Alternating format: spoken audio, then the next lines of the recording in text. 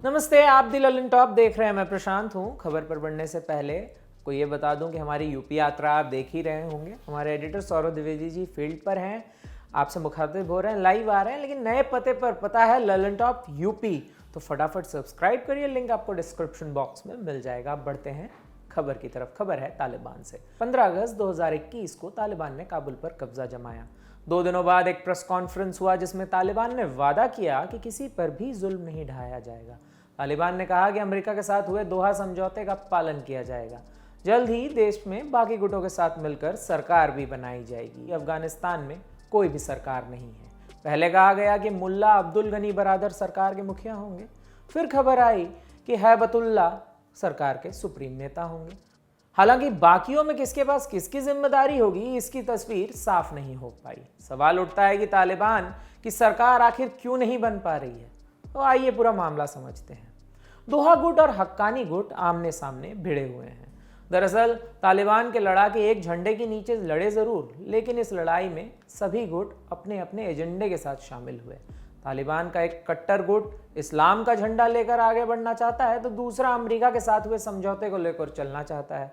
ऐसे में तालिबान के भीतर भी खींचतान की खबरें दुनिया भर के मीडिया में आ रही हैं।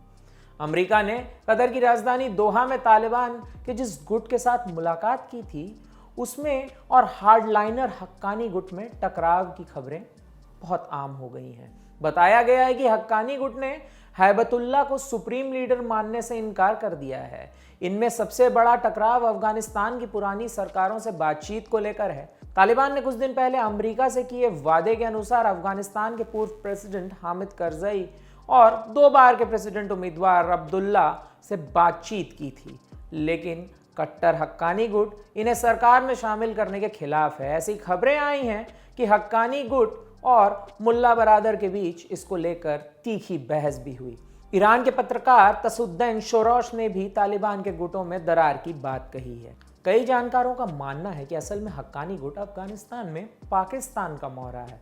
आज से नहीं बल्कि 1969 में जब रूस अफगानिस्तान छोड़कर गया था, ये तब से चल रहा है। हक्कानी नेटवर्क का गठन पूर्व मुजाहिदीन कमांडर जलालुद्दीन हक्कानी ने किया था। 1980 के दशक में जलालुद्दीन ने अमरीकी खुफिया एजेंसी CIA की ट्रेनिंग और फंडिंग से इसे शुरू किया था। CIA ने उस वक्त अफगानिस्तान पर काबिज सोवियत संघ के खिलाफ लड़ने के लिए इसे कई तरह के लड़ाकों से मदद की थी। उस दौर में जलालुद्दीन एंटी सोवियत जिहाद के हीरोज में शामिल थे। अफगानिस्तान में सोवियत सरकार के पतन तक जलालुद्दीन ने ओसामा बिन लादेन सहित कई विदेशी जिहादियों के साथ अच्छे रिश्ते बना लिए थे। 2001 में जब 9/11 का हमला हुआ तो हक्कानी ने दिखाने के लिए अमेरिका का साथ दिया, लेकिन भीतर खाने में ओसामा बिन लादेन की मदद की। 2018 में जलालुद्दीन हक्कानी की मौत के बाद उसके बेटे सिराजुद्दीन हक्कानी ने गुट को संभाला। सिराजुद्दीन पूरी तरह से पाकिस्तान के प्रभाव में है। पाकिस्तान इस बात पर जोर डाल रहा है कि नई सरकार में हक्कानी गुट को रक्षा, संस्कृति और विदेश विभाग जैसे ताकतवर पद दिए जाएं।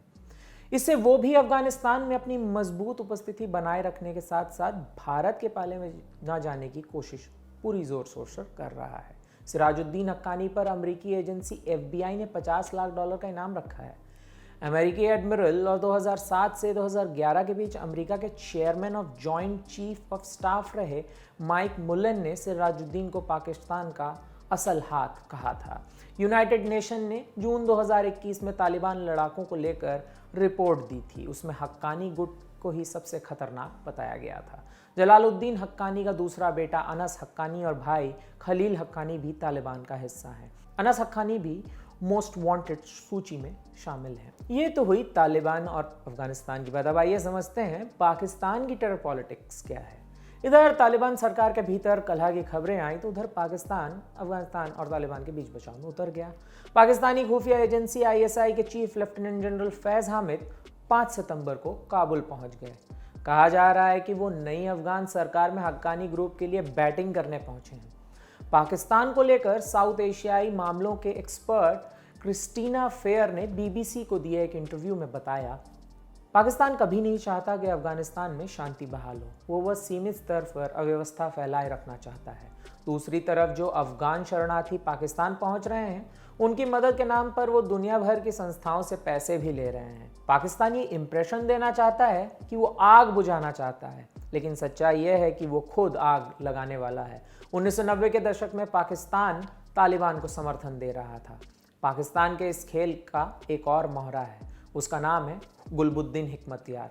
70 के दशक में हिकमतयार काबुल यूनिवर्सिटी में इंजीनियरिंग की पढ़ाई कर रहा था। वहीं उसने एक कट्टर इस्लामिक गुट बनाया। उस जमाने में ही वेस्टर्न ड्रेसेस पहनने वाली महिलाओं पर तेजाब फेंकने के कई केस सामने आए। इसमें हिकमतयार और उसके गुट का नाम सामने भी आया। जब अफगानिस्तान में रूस के खिलाफ जिहाद का ऐलान हुआ तो हिकमतयार भी उनमें शामिल हो गया। अमरीकी हथियारों के साथ मुजाहिदीन बनकर लड़ा हिकमतयार अफगानिस्तान में बड़ा प्रभावशाली नेता साबित हुआ। 90 के दशक में 2 बार अफगानिस्तान का प्रधानमंत्री भी रहा। ऐसे में जब पाकिस्तान की खुफिया एजेंसी के मुखिया अफगानिस्तान पहुंचे तो सबसे पहले गुलबुद्दीन हिकमतयार से मिलने आए। हिकमतयार ने 2001 से 2021 तक अमेरिका की अफगानिस्तान में मौजूदगी को रूस की अफगानिस्तान में मौजूदगी जैसा ही बताया। अफगानिस्तान में नई सरकार बनने में देरी असल में अमरीकी और पाकिस्तानी पॉलिटिक्स की गोटी फिट करने के लिए हो रही है। एक तरफ तालिबान सबको लेकर साथ चलने, मानवाधिकारों का आदर करने और महिलाओं को अधिकार देने की बात कर रहा है, तो दूसरी तरफ पाकिस्तान कट्टर हक्कानी गुट को सरकार में एडजस्ट करने की कोशिश में लगा है। जानकारों का कहना यह है कि यह नाजुक बैलेंस जैसे ही बनेगा तालिबान की सरकार बन जाएगी। ऐसा ना होने पर अफगानिस्तान पर फिर एक बार गृह युद्ध का खतरा मंडरा सकता है।